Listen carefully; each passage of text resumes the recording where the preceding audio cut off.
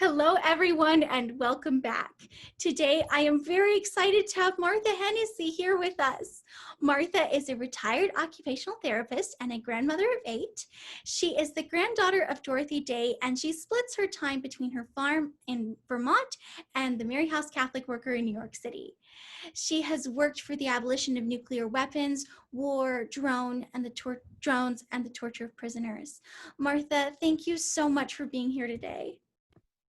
Thank you for having me, Oh, Rosie. it's an honor. So, Martha, the Catholic Worker has been doing outstanding work for nonviolence for 87 years now. Can you tell us about a few ways in which it has changed and a few ways that it has stayed the same? Thank you, Rosie. Yes, it's pretty inspiring to think about the Catholic Worker Movement and the 87th anniversary this year, and all of the different houses that are operating around the country and around the world. All very inspiring, very exciting. I think I probably should start with what I think are similarities that still stay with the movement today. And just to let you know that I'm no expert whatsoever, even though, I was kind of born into it and have grown up with it. I have not been working in a house of hospitality my entire life like so many other people have been. So I'll just give it my best review for you. I think that the similarities that we see across the board whenever I visit the different houses, it's so incredible. I mean, I just love walking into the kitchens because the kitchens are where it really happens. So the works of mercy are certainly very consistent throughout all the communities. It's a very organic, beautiful thing that each community has to discern itself what its mission will be, depending on the neighborhood, depending upon the needs around it. But I do see this beautiful continuity of, serving the poor and using donations and charity to feed the hungry, clothe the naked. I also think that another very common thread that we see in all the houses, and at varying degrees, I mean, we have both the hospitality and the resistance work. And the resistance to war is pretty consistent. I mean, the nonviolence is a very, very basic tenet of the Catholic worker movement. So I think that all the communities have done an amazing job in, retaining those two aspects. And I'm sure there are other aspects that, I'm missing with regards to the continuity of the work of the movement. And I think that maybe what is now different these days and what has possibly changed, and this can be quite contentious, but I have to address it, and that is Dorothy's Catholic roots, Dorothy's Orthodox faith. Her practice of her faith was one that was very much with obedience to the teachings, the magisterium of the church. And there have been different people who have written and spoken about this recently. But there are Catholic worker houses that really don't necessarily relate to Catholicism or the church. And I just simply want to say that Peter and Dorothy were completely devoted, and every bit of work that they did and every inspiration that they had comes directly from that faith in the church. We are all called to achieve perfection and achieve sainthood. And we're all called to, do the work and study the Bible and to pray daily and to have the clarification of thought.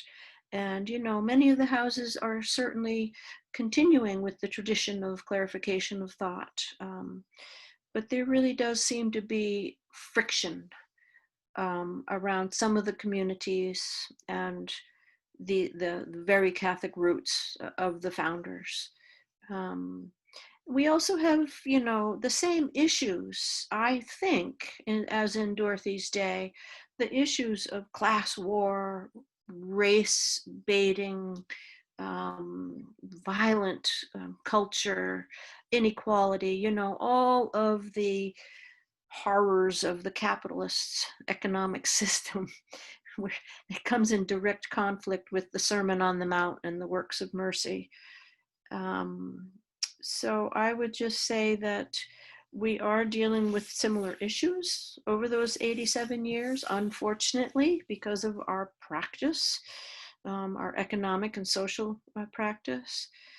But yeah, I mean, I rejoice in coming to understand better Dorothy's faith. I mean, I grew up thoroughly understanding her social justice work, but it was her Catholic piety that I struggled with. I mean, I was raised Catholic, but we had issues with the church, the male hierarchy, the treatment of women and children, my mother especially, her experience.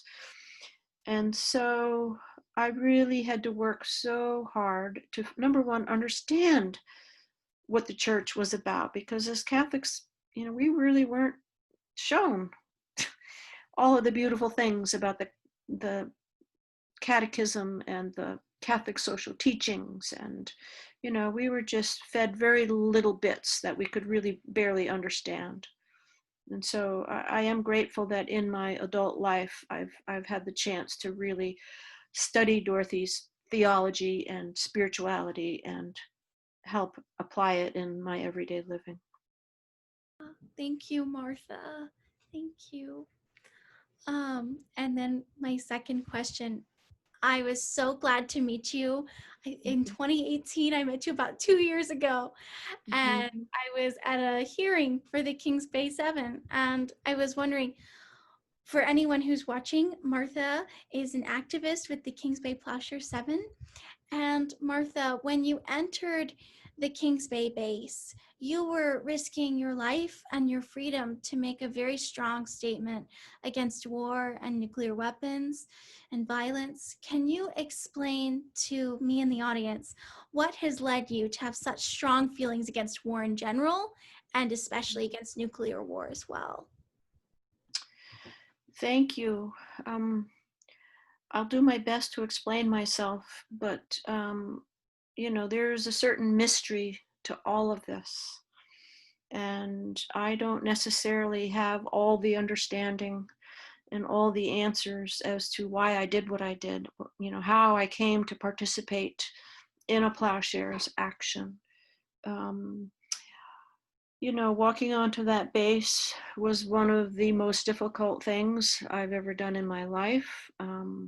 So many unknowns, so much, so much fear and uncertainty, and just, this culture of nuclearism. I've been with it my entire life. I was born in 1955, right in the middle of the atmospheric testing. My body was exposed in utero, and postnatally, and throughout my entire life, like all of us. And so that certainly was something that I grew up feeling and knowing and understanding. And of course, the duck and cover experiences in grade school. And then, of course, my grandmother's example of, the air raid drills, of sitting out on the park benches saying, this is psychological warfare. Nobody's going to survive this. We're not participating in such absurdity. And so I did have a viewpoint that was pretty unusual because of my family. Dorothy handed me this book when I was a kid, John Hershey's Hiroshima. And, I read that book when I was a kid. And the horror of that stayed with me, of course. And also as an adult, I read her September 1945 article that she wrote shortly after the dropping of the bomb, and that sense of utter sorrow and grief and outrage over what we had done. That really hit me on a very visceral level. I also, came to understand how we used our own soldiers and exposed them to the radiation and their stories. Recently, hearing the soldiers try to talk about what happened to them and how they were told not to talk about it. And of course, the survivors of Hiroshima and Nagasaki, hearing them, meeting them in New York, has been a real motivator for me. And also studying what happened in the South Pacific, the Marshallese people, purposefully, intentionally exposed and then studied. This is the work of the devil. And I also know of the story of Raymond Hunthausen, the bishop out in Seattle, who stood up against both President Ronald Reagan and Pope John Paul with regards to accepting paying our taxes to build nuclear weapons. He was just such an incredible witness. And then, of course, I understood that the Plowshares movement, I heard about it in 1980, the year that Dorothy died, and I understood what they were doing. I kept in touch with, all the different actions over the years, maybe not all of them, but I was aware. And somehow I came to a place over the course of my return to the Catholic Church and also my return to volunteering at Mary House, because I spent, a good 24 years away from the house after Granny died, raising my family, getting them through college. And I came to a place of recognizing that one's faith had to take some form of action. And I love volunteering at Mary House. I love cooking and cleaning and organizing the clothing room and helping women get their showers and all of that work of hospitality. I love doing. And as far as the resistance component went, I mean, I did spend time in prison before Granny died in 1980, opposing the nuclear power plant in Seabrook, New Hampshire. And I think all of those experiences were just simply preparing me to look at this big step of doing a Plowshares action.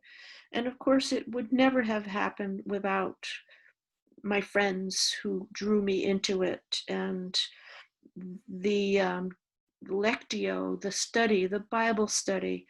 I mean, it was then and there that I came to fully see what faith in action, would look like.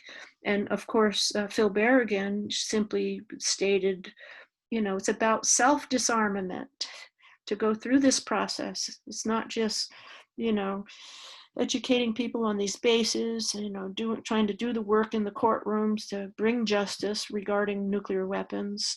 And then, of course, the jail ministry of sharing yourself with others. It was this process of self-disarmament that really resonated with me. Thank you, Martha. I've been just really, really lucky to be learning from you guys for these years, and I'm so grateful. Mm-hmm. I Yeah. was, yes, and I was wondering, uh, my last question is, what Mm-hmm. does nonviolence mean to you? Yes, the question of nonviolence, very critical question because, of course, Dorothy had concerns with the secrecy. You're not going to sneak onto a military base if everybody knows that's what you're trying to do. And also the question of destruction of property. And, I really had to come to grips with that. Is pouring blood an act of violence? Is cutting a padlock an act of violence? And those are all very relevant questions. I mean, I do appreciate what Gandhi has given us in terms of saying any form of coercion against people's wills is a form of violence. And then, of course, Jesus's examples of any kind of self-defense, saying to Peter, put up your sword, those who live by the sword die by the sword. I mean, and Martin Luther King Jr.'s example of nonviolence and, marching in the streets and being very upfront with what he was trying to do. All of those examples of gospel nonviolence are very clear to me. And I don't know if spray painting on the sidewalk at Kings Bay Naval Base, stringing up crime scene tape, posting an indictment, leaving a book, the Doomsday Machine. I don't consider those acts of violence. I do consider bombing whole cities and whole countries an act of violence. And so I had to come to a place of being willing to be with a group of people who cut a lock. And I mean, the whole experience to me was incredibly peaceful, both walking on the base, um, um, doing our sacramental act of pouring blood and symbolically hammering, and even the arrest, all of it was incredibly quiet, calm, and peaceful. So I'm very grateful for that. And I do my best to practice nonviolence. I fail daily, yelling at my grandkids, being impatient with my husband. I commit violence every day in my pathetic little human life. But we do have to keep these ideals in front of us. I mean, as Granny said, we're all called to become saints, and we just do it the best that we can. And we're very much imperfect in our efforts, but God sees what we try to do. Yes, thank you, Martha. I just feel so grateful for you and lucky to know you. And thank you so much for being here today. Thank you, Rosie, and keep up the good work with these projects. Thank you.